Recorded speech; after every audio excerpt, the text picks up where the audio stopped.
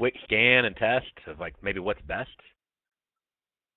Like first, let's name this one. We have it at 14, right? Or we have it 15. All right. So I got 7 and 15. Whatever. I don't care. Close enough. I can go over here. I can just rename this, chop, filter, like 15. Okay. And then I'm gonna go down here and I'm gonna add like first. Let me apply it. See what happens. It'll change the name down here so I know what the name of it is.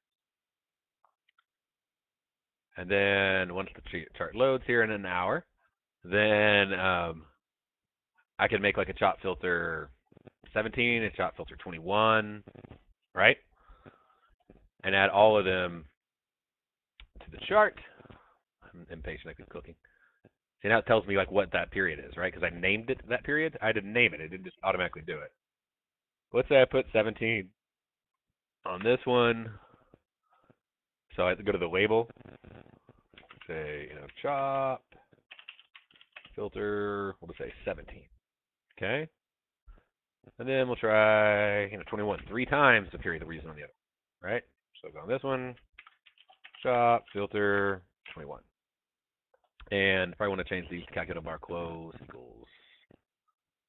Oh, true. Whoops. True, true. By the way, once you set that to true, if you'll right click, you can set it as a default. So that way, every time you manually add the indicator, it'll be true. Other thing is if you have the template and it doesn't have calculate bar close equals true, you can save over the template to make it true. Okay. Like just right click, template, save as, and resave it. And then click OK.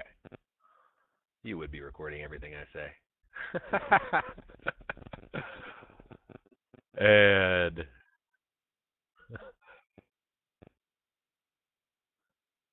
so once that opens up, we'll have like a 15, a 17, a 21.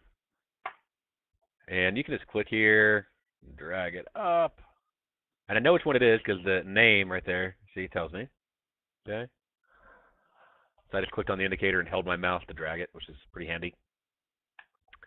Then I can back up and I can look at it and go, which one would have been best? And so I'll shrink the other stuff down. And I don't just want to look at a day, okay? I want to look at a choppy day. I want to look at a trending day, okay? So one thing I want you to notice is, it takes longer the longer period we have. Like 15 to 17, actually, right there went from this bar to that bar. 21 basically turned on the same one, so that's sort of cool, okay? 21, though, did not have this short from early in the morning, but it had all the other shorts that we had. So we got that short. We would have got the 17 to 21. Instead of getting it there, would have got it basically here. Still would have been profitable, but would have got it. And then obviously none of them got that long, which is good. Okay, and then they all got stopped. Okay, when the market came back up. This one got in here. Both of these would have got in. Man, that's it. I just want to double check and make sure I got 21. Yeah, 21. Okay. So they would have got in like here. So we would have, basically had those 2 profitable trades. Now look at this one. This one's already flipped back short. These haven't flipped short yet because they're slower. Okay.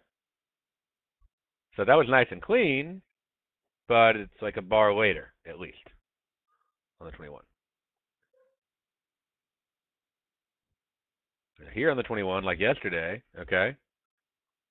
So remember that little loss we got? Like it didn't get that loss because it never went long. Now the 17 wouldn't have went long either because it went long on this bar and we didn't break the high. Okay? To see what I mean, let me move it to the right side of the chart. Okay, see long right there. Now this one says, hey, you can buy if it breaks a tick above the high, but it didn't. Went back short. So 17 and 21 actually works a little better than 15 on this one. Okay. So if you want to look at that and you want to go back and go, hey, well that would have avoided that, but remember every trade is going to get you a little bit later. At least the 21 definitely later. The 17 seems to get you in pretty good. I mean, right there we would have got on the same bar, would have avoided that trade, would have got in on the same bar. This one would have got in later. So 21 seems to be a little bit too slow, right? The 17 might be a little bit better. So that's the kind of stuff you can play with. That's the kind of stuff I can't wait until we get programmed. But I want to get it in your. It's not that hard to do. I mean, it's not rocket science, right? I mean, green line, go. Red line, go. Trail with the trend catcher line. Trail with the trend. If you get a opposing chop filter trend catcher combo, and then also trail if you get a like this right here. Like let's say we're using this one, like long, boom, closes short. You trail to that, swing high, swing low. So there's just like those three rules, and that's it. So I hope that the video is going up. The video is like 5% away from being done. I hope that makes complete sense, and this is just sort of a cool way to test out different chop filter sizes. And I mean, even looking at this right now, I'm like, wow, maybe I've used 17. So you will give up a little profit on the ones that you get in later on, but you also will give up some losses on the chops you would have avoided. So, but it's not official. I haven't studied it. I've looked at like 2 days, 3 days, on three different settings. I just want to show you how. Like this is often how I look at things. Is I'll put all of them on it, and then I'll just go back, see what pattern I see, over time, and go instantly. I can tell that this one's significantly later, this one's somewhat later. Does that somewhat later help me out or not?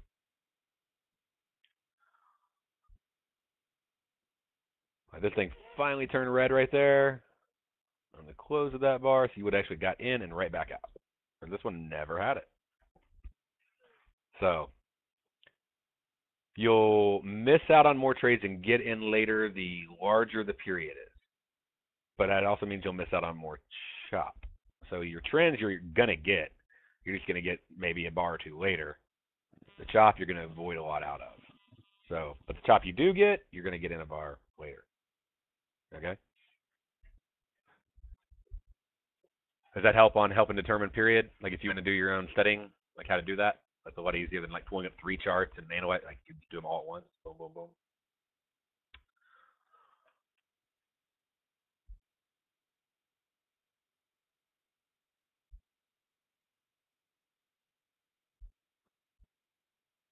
So, Doug, is that a helpful way to help you compare? You like it? Cool. All right. I just want to make sure I answered your question. I don't want to leave you hanging there.